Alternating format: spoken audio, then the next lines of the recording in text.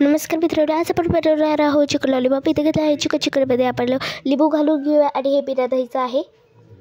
आता यात आपण घालूया अद्रक लसूण पेस्ट. आपण सर्व चिकनला लावून घेऊया. ते आडं घालायच्या अगोदर आपण इथे घालणार आहोत कॉर्नफ्लॉवर, लाल तिखट, हळद आणि मटन मसाला.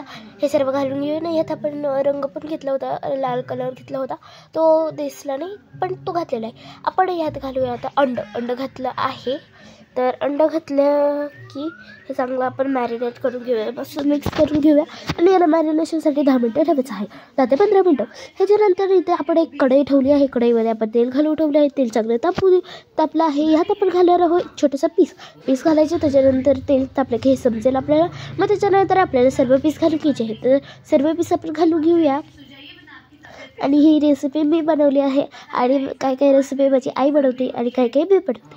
तर अशाच प्रकारे आपण मोठा व छोटे सर्व 3 छोटे होते, एक मोठा होता, तो फ्राय करून घेऊया. तर इथं आपलं चिकनचं लॉलीपॉप झालं. आवडलं असेल तर like, share, subscribe. Bye bye.